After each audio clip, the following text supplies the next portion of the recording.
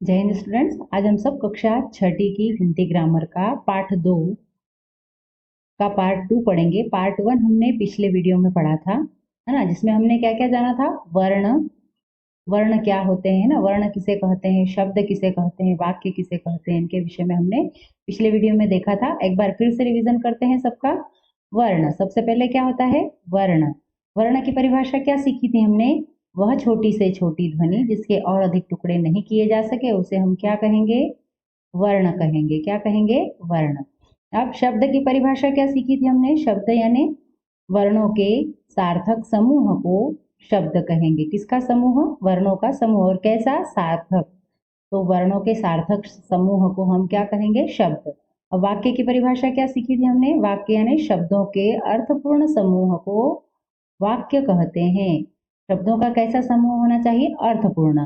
ऐसे अर्थपूर्ण समूह को हम क्या कहेंगे, वाक्य कहेंगे। वाक्य के बाद हमने क्या जाना था, वर्णमाला, है ना। वर्णमाला की परिभाषा क्या थी। वर्णों के क्रमबद्ध समूह को हम क्या कहते हैं, वर्णमाला कहते हैं। अब वर्णमाला में कितने भेद होते हैं वर्णमाला के, यानी वर्णमाला में क्या क्या होता है। तो सबसे पहले वर्णमाला में स्वर होते हैं और क्या होते हैं, व्यंजन होते हैं, है ना। स्वर के बारे में हमने जाना था। स्वर कितने होते हैं, स्वर 11। अ आ ई उ ऊ री ए आई ओ और औ, ये क्या है, 11 स्वर है। और अनुस्वार, ये जो अम और अह है, ये क्या है, ये दोनों क्या कहे जाते हैं, अयोगवाह कहे जाते हैं। क्या है, ये दोनों अयोगवाह। ये ना तो स्वर है और ना ही व्यंजन है। अब ये अनुस्वार है ना, जिसके ऊपर ये अनुस्वार होता है। जब चंद्र बिंदु लगाया जाता है तो ये अनुनासिक होता है, और जब पीछे विसर्ग दो बिंदी होती है तो यह क्या होता है, विसर्ग। ये हमने जाना था। फिर थे व्यंजन। वर्णमाला में कितने व्यंजन, तो हमने पढ़े थे क ख ग घ ङ च छ ज झ ञ ट ठ ड ढ ण। ऐसे हमने पूरे व्यंजन पढ़े थे। इसमें जो अंतिम आखिरी वाले जो वर्ण होते हैं, ये कौन कौन से वर्ण होते हैं, पंचम वर्ण होते हैं।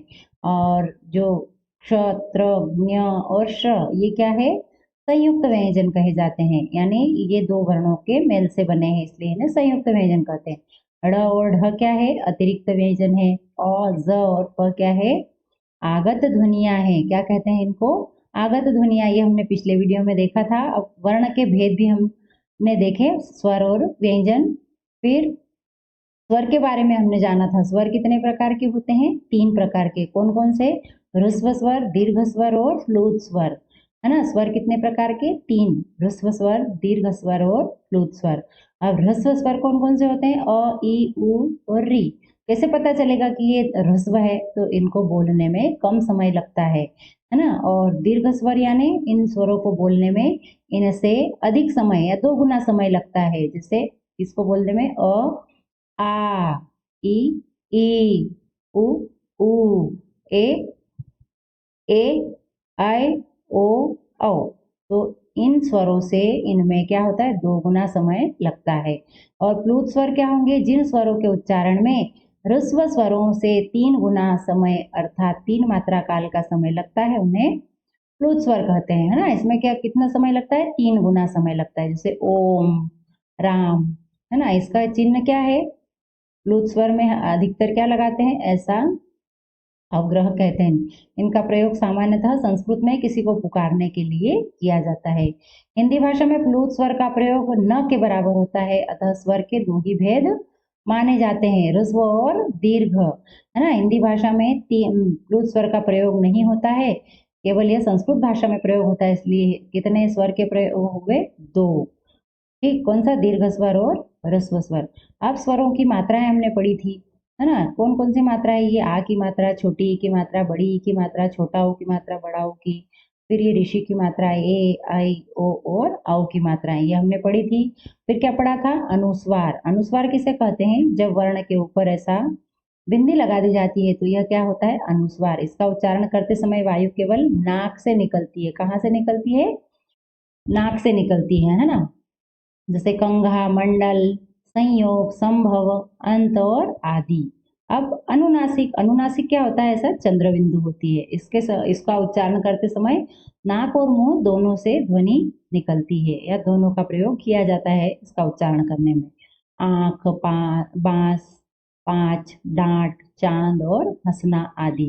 ठीक, ये हमने पढ़ा था। फिर था विसर्ग। अब विसर्ग किसे कहेंगे हम? जो दो बिंदु हम वर्ण के पीछे लगाते हैं इसको कहा जाता है विसर्ग, और इसका उच्चारण क्या होता है? ह। क्या उच्चारण करेंगे हम? ह। जैसे नमः, निसंदेह, प्रातः, स्वतः आदि, है ना। इतना हमने पिछले वीडियो में पढ़ा था। अब हम आज क्या पढ़ेंगे? व्यंजन के बारे में। व्यंजन किसे कहते हैं? हमने स्वर की परिभाषा क्या दी थी? स्वर वे व्यंजन, है ना। व्यंजन क्या होते हैं? स्वर की परिभाषा हमने क्या दी थी? जिन वर्णों को बोलने में किसी अन्य वर्ण की सहायता नहीं ली जाती उन्हें हम कहते हैं स्वर। और व्यंजन की परिभाषा क्या होगी? जिन वर्णों को बोलने में स्वर की सहायता ली जाती है ना, या वे वर्ण जिनका स्वतंत्र उच्चारण संभव नहीं तथा जिन्हें स्वरों की सहायता से ही बोला जाता है उन्हें क्या कहते हैं? हम व्यंजन कहते हैं। क्या कहते हैं उन्हें? हम व्यंजन। ठीक है, तो व्यंजन के भेद यानी व्यंजन कितने प्रकार के होते हैं? तो व्यंजन के प्रमुख 3 भेद होते हैं। कौन कौन से? स्पर्श व्यंजन, अंतस्थ व्यंजन और ऊष्म व्यंजन। स्पर्श व्यंजन, है ना। स्पर्श व्यंजन वे व्यंजन होते हैं जिनका उच्चारण करते समय जिह्वा मुख के विभिन्न भागों का स्पर्श करती है। इनकी संख्या 25 होती है। इन्हें 5 वर्गों में विभाजित किया गया है। प्रत्येक वर्ग के प्रथम वर्ण के आधार पर इनका नाम रखा गया है, जो प्रकार है ना। स्पर्श व्यंजन यानी इसमें क्या करना है? स्पर्श व्यंजन की पहचान कैसे करेंगे हम? जब इन वर्णों का उच्चारण करते हैं तब जिह्वा जो होती है, जिह्वा यानी जीभ, हमारी जीभ मुख के विभिन्न भागों का स्पर्श करती है ना। जैसे क, ख, ग, घ, ङ, फिर च, छ। तो हमारी जिह्वा अलग अलग विभिन्न भागों का स्पर्श करती है, इसलिए इन्हें क्या कहा जाता है? स्पर्श व्यंजन। इनकी संख्या कितनी होती है? 25। स्पर्श व्यंजन कितने हैं? 25। और इन्हें कितने भागों में? 5 वर्गों में बांटा गया है। प्रत्येक वर्ग के प्रथम वर्ण के आधार पर इनका नाम रखा गया है। अब क वर्ग, ठीक है। क वर्ग में कौन कौन से वर्ण होंगे? क, ख, ग, घ, ङ। फिर च वर्ग में च, छ, ज, झ, ञ। ट वर्ग में क्या क्या होगा? ट, ठ, ड, ढ, ण। त वर्ग में त, थ, द, ध, न। और प वर्ग में प, फ, ब, भ, म। ये क्या है? वर्ग है। कौन कौन से? क वर्ग, च वर्ग, ट वर्ग, त वर्ग और प वर्ग। और इनके अंदर कितने कितने, इनका जो पहला वर्ण है इसके आधार पर इसका नाम रखा गया है। तो ये इसका पहला वर्ण क है इसलिए क वर्ग, इसका च है इसलिए च वर्ग, ये हमने जाना था। अब ये क्या है? सारे स्पर्श व्यंजन। क्यों? क्योंकि इनको बोलते समय हमारी जिह्वा मुख के विभिन्न भागों को क्या करती है?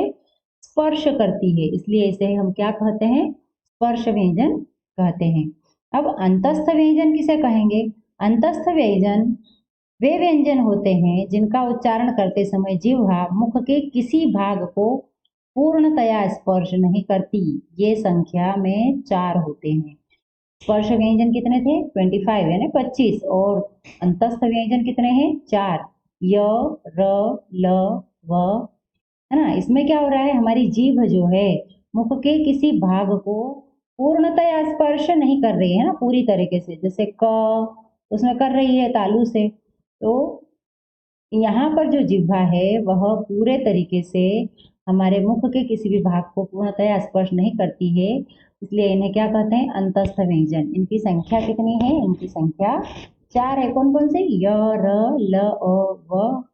ये क्या है?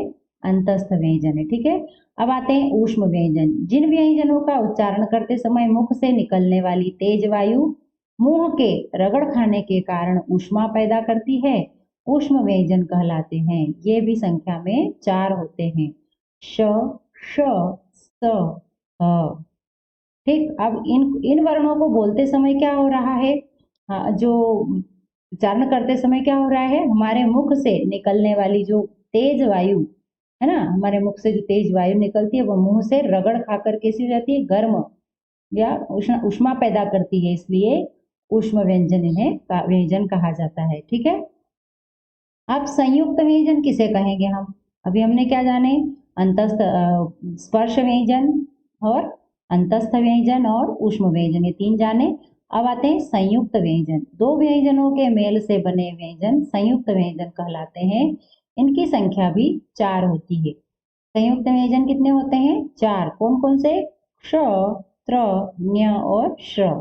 ठीक है, जैसे क आधा और श से मिलकर बना है क्ष, ज और ञ से मिलकर बना है ज्ञ, और क्षत्रिय और क्षण ये क्ष से बनने वाले शब्द है ना।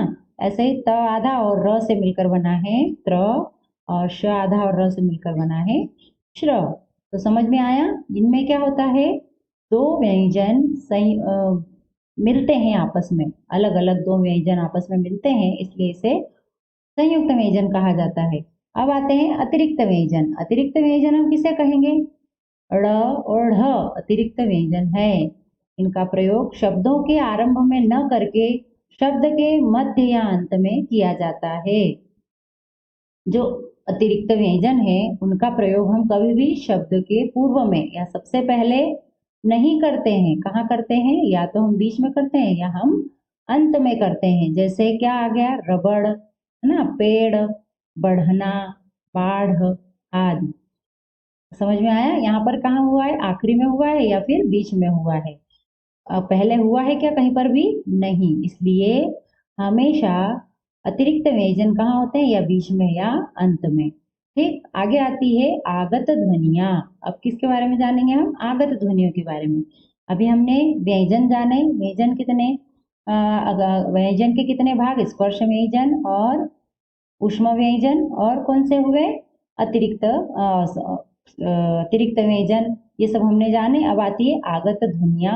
अ, ज और फ आगत ध्वनियां है। अब यदि इसमें कुछ नहीं होता और ये ऐसा लिखा होता तो ये आ होता, लेकिन इसमें ये अर्धचंद्र लगा है इसलिए क्या हो गया? ओ। अब ये यदि ऐसा होता तो ये होता ज, लेकिन इसमें यदि इसको कहते हैं, ये जो लगा हुआ है, ये अनुस्वार जैसा जो बिंदु लगा हुआ है, इसको हम क्या कहते हैं? नुक्ता। इसको क्या कहा जाता है? नुक्ता, है ना। तो जब यह वर्ण के नीचे लग जाता है तो उसका उच्चारण बदल जाता है।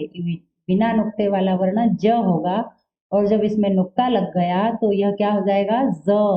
क्या हो जाएगा? ज। ठीक है, ऐसे ही यह फ है। ये क्या है? फ है, और यदि इसमें नुक्ता लग गया तो यह क्या हो जाएगा? फ। क्या हो जाएगा? फ।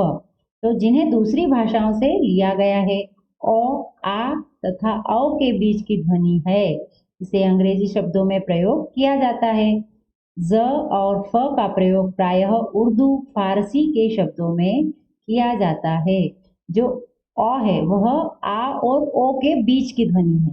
ठीक है, और ज और फ को उर्दू और फारसी शब्दों में इसका प्रयोग किया जाता है। जैसे अब यहाँ दिया है, देखिए, mall, ball, copy, doctor, office आदि, है ना। दिए हुए शब्द कौन से? क्या है ये? आगत ध्वनियां। कैसी? अ वाली। Mall, ball, copy, doctor, office और आदि। अब ऐसे ही ज से क्या हुआ? जख्मी, जिंदगी, जमींदार, खजाना, बाजार। ठीक है, हम यदि ऐसा बोलते हैं मैं बाजार जा रही हूँ, ये सही होता है। बाजार जा रही हूँ ऐसा नहीं। खजाना, उसे खजाना मिल गया, खजाना नहीं, खजाना। ठीक है, जमींदार। तो ये क्या है? आगत ध्वनियां। ऐसे ही फसल, फकीर, फीता, अफसोस, फर्ज आदि, है ना। फसल, फसल नहीं बोलते हम, क्या बोलते हैं? फसल। और फकीर, फकीर होता है क्या? नहीं, फकीर, पिता और अफसोस और फर्ज। तो बोलने में जब हम फ को फ बोले तो वहां इसका मतलब क्या होगा? फ में क्या लगा है? नुक्ता लगा है। क्या लगा है?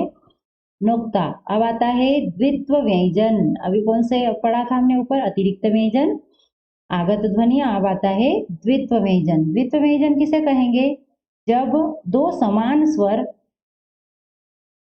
जब दो समान स्वर रहित व स्वर सहित व्यंजनों का मेल होता है तो उन्हें द्वित्व व्यंजन कहते हैं। किसका किसका? दो समान स्वरों का या दो समान व्यंजनों का आपस में मेल होता है तो उसे हम क्या कहते हैं? उसे हम द्वित्व व्यंजन कहते हैं। जैसे ये आधा च और पूरा च, तो क्या हो गया च, और इसका शब्द बना बच्चा। ऐसे ही आधा ढ, ड पूरा ड, तो क्या बन गया ड, और इसका शब्द बना लड्डू। ये म और ये म, तो क्या बना म, चम्मच। ठीक है, यहाँ क्या हो रहा है, दोनों वर्ण समान है और वो मिल रहे हैं, इसलिए एक नए शब्द की उत्पत्ति हुई। तो यहाँ पर क्या कहेंगे हम इस व्यंजन को, द्वित्व व्यंजन। अब आता है संयुक्ताक्षर। संयुक्ताक्षर किसे कहेंगे, दो असमान स्वर रहित व स्वर सहित व्यंजनों के मेल से बने अक्षरों को संयुक्ताक्षर कहते हैं। किससे, असमान स्वर रहित व स्वर सहित व्यंजनों, है ना। अभी ऊपर हमने पढ़ा था द्वित्व व्यंजन में क्या हो रहा था, दो समान स्वरों या दो समान स्वर सहित व्यंजनों का मेल हो तो वहां पर द्वित्व, लेकिन यहाँ पर असमान स्वर रहित और स्वर सहित व्यंजनों के मेल से बने अक्षरों को हम क्या कहेंगे, संयुक्ताक्षर। द्वित्व व्यंजन में दोनों वर्ण समान होते हैं और उनका मेल होता है, लेकिन जो संयुक्त अक्षर है उसमें दोनों वर्ण क्या होते हैं, अलग अलग होते हैं, असमान होते हैं। ये हमें ध्यान रखना है। अब देखिए इसमें असमानता कैसे, आधा क और त, तो क्या बन गया क, तो ये रक्त। ऐसे ही आधा स और व, तो क्या बना स्व, तो स्वच्छ। आधा स और त क्या बना स्त, तो पुस्तक। और आधा स और य तो क्या बना स्य, समस्या। ठीक है, ऐसे ही आधा क और ख क्या बना ख, मक्खन। और आधा ग और ध, तो ध, संदिग्ध। ये क्या है, कौन से व्यंजन है ये, क्या है ये संयुक्ताक्षर है। क्या है, संयुक्ताक्षर। अब र के विभिन्न रूप, र के विभिन्न रूप कौन कौन से हैं, र का प्रयोग कई प्रकार से होता है ना। जो र है उसका उपयोग हम या प्रयोग शब्दों में कई प्रकार से करते हैं। मूल रूप में र, राम, राय, राजधानी, राखी आदि, है ना। ये मूल रूप है, र के प्रयोग के मूल रूप है, राम, राय, राजधानी, है ना। अब रेफ के रूप में हम कैसे करते हैं, स्वर रहित र रेफ कहलाता है। किसके रहित, स्वर रहित। र क्या होता है, रेफ।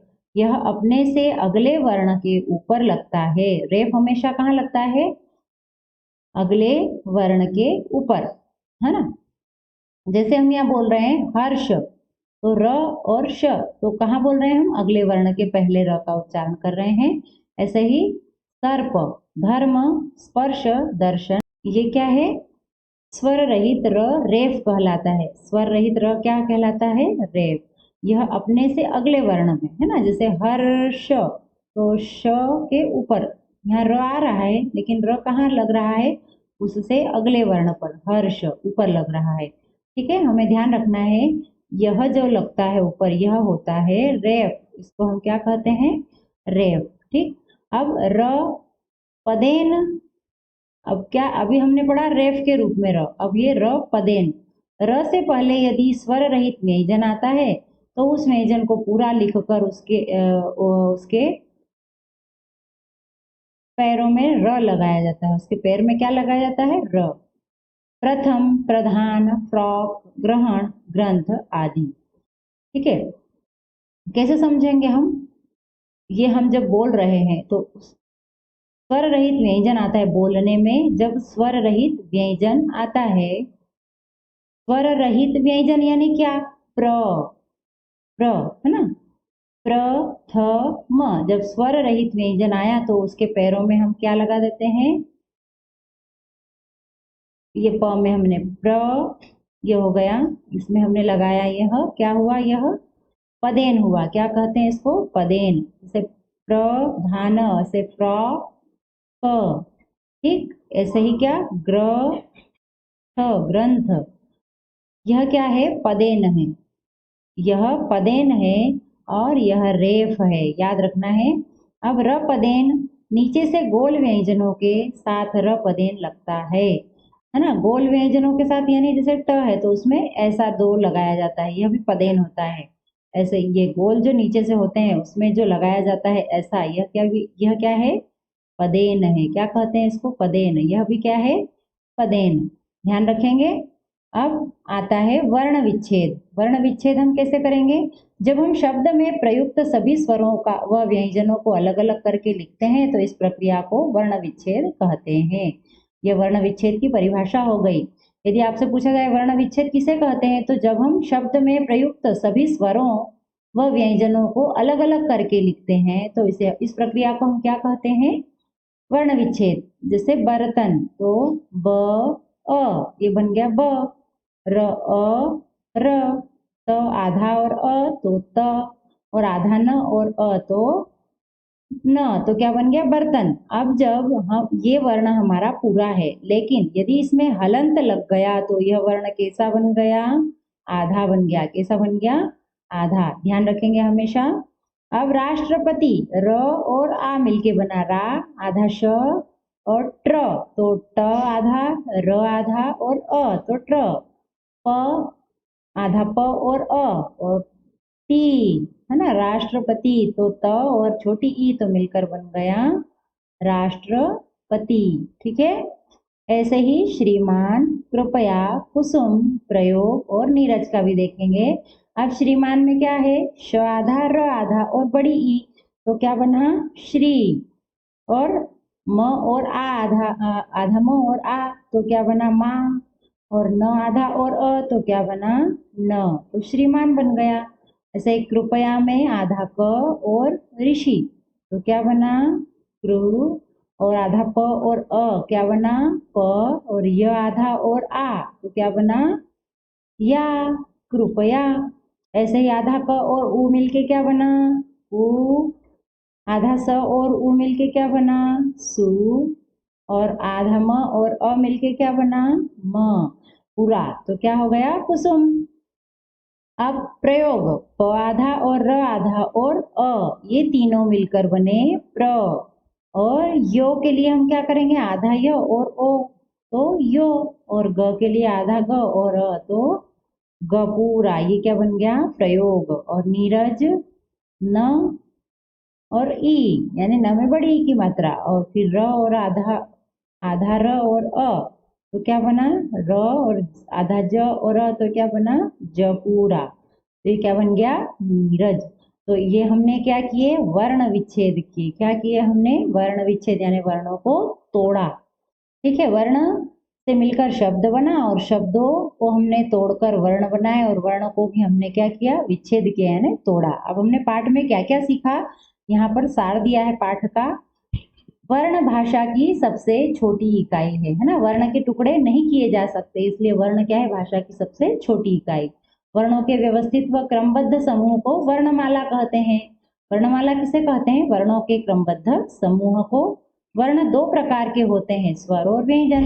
वर्ण कितने प्रकार के होते हैं, दो प्रकार के। कौन कौन से, स्वर और व्यंजन। स्वर के तीन भेद होते हैं, ह्रस्व स्वर, दीर्घ स्वर और प्लुत स्वर।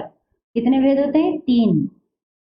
स्वरों के लिए निश्चित चिन्ह मात्रा कहलाते हैं, है ना, स्वरों के लिए जो निश्चित चिन्ह होते हैं, जैसे ये निश्चित चिन्ह है, तो ये क्या है, मात्राएं कहलाती है। ठीक है।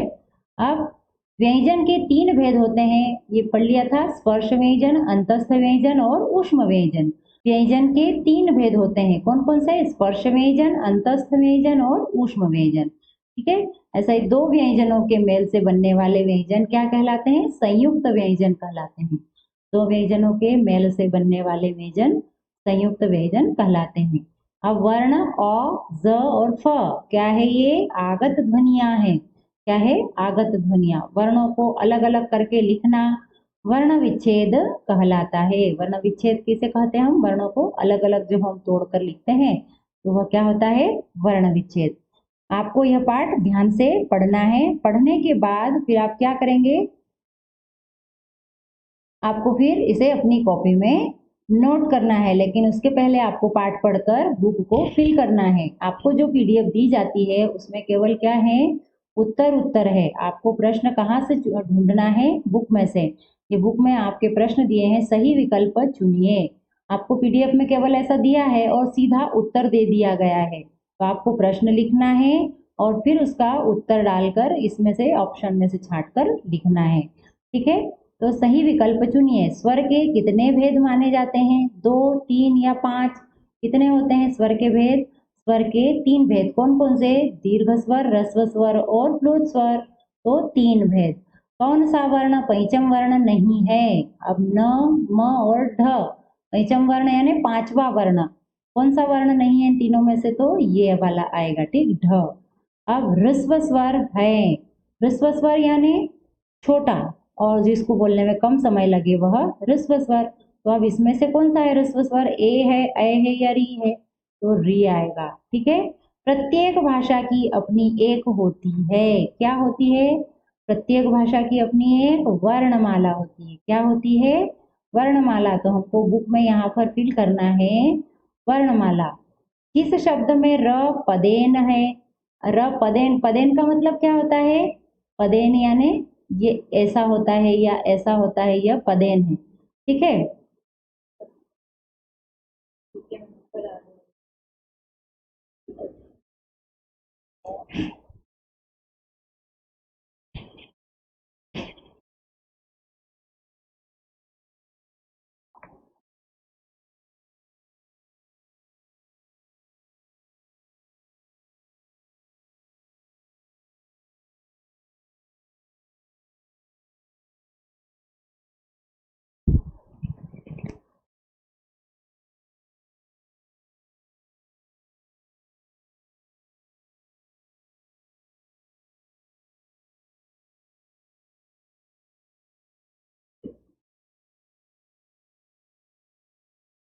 किस शब्द में र पदेन है? पदेन हमने अभी पढ़ा था। पदेन मतलब ये जो मात्रा होती है नीचे हम लगाते हैं, जैसे ग में हमने लगाया, यह क्या होता है? पदेन।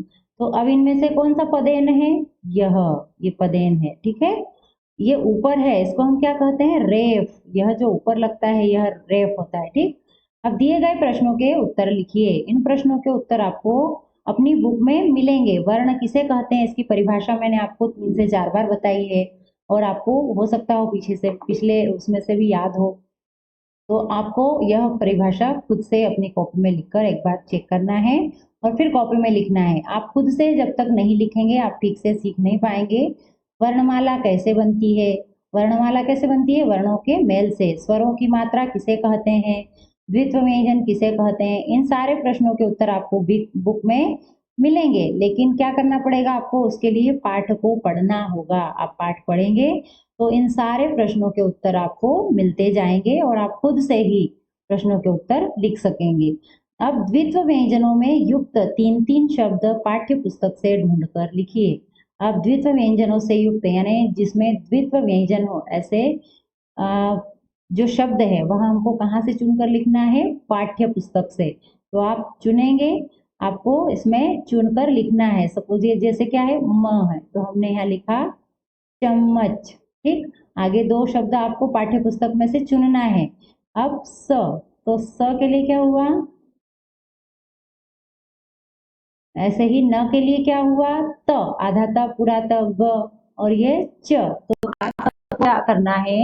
इनसे जो शब्द बन रहे हैं इन वर्णों को मिलाकर, तो उनको आपको बुक में से ढूंढकर और यहाँ पर अपनी बुक में फिल करना है। यह भूलेंगे नहीं, बुक आप हमेशा फिल करके रखें। अब आगे आता है दिए गए शब्दों का वर्ण विच्छेद कीजिए। इनका क्या करना है? वर्ण विच्छेद करना है ना। वर्ण विच्छेद कैसे करेंगे हम? हमने अभी सीखा था, जैसे प्रबंधक, तो प्रबंधक के लिए क्या हो जाएगा?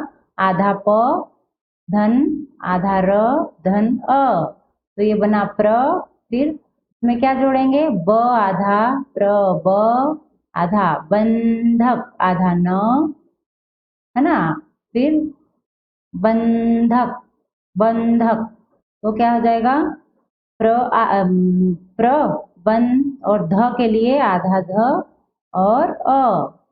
फिर क्या जोड़ेंगे? क आधा और अ, तो क्या बन गया? ये प्रबंधक।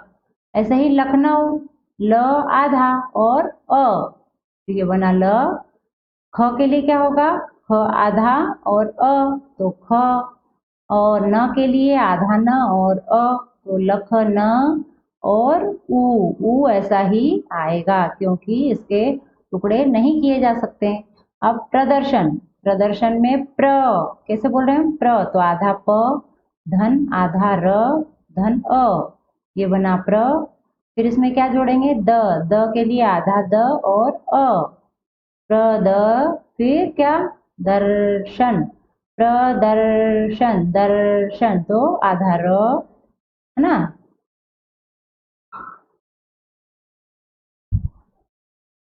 श आधा और अ और न, तो क्या हो गया प्रदर्शन। न के लिए हम आधा न और फिर अ लगाएंगे।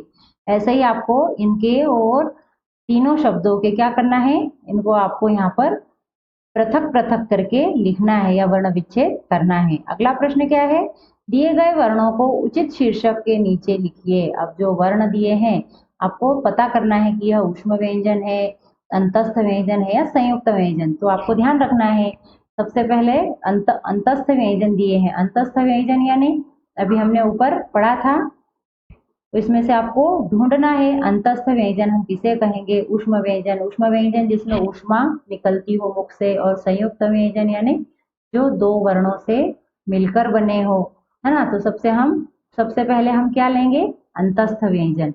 तो ये रहा अंतस्थ, यह क्या है अंतस्थ व्यंजन। ये फिर र क्या है अंतस्थ व्यंजन, और ल ये भी अंतस्थ व्यंजन, और वह भी अंतस्थ व्यंजन। ठीक है, अब आते हैं ऊष्म व्यंजन। ऊष्म व्यंजन यानी ये श, फिर ये श और स और ह, ये क्या है ऊष्म व्यंजन। और संयुक्त व्यंजन, संयुक्त व्यंजन किसे कहेंगे हम, क्ष, फिर त्र और ण्य और श्र, ये क्या है संयुक्त व्यंजन है। ठीक है, जिस तरीके से यहाँ पर बुक फिल की गई है आपको भी अपनी बुक में ये सब लिखना है।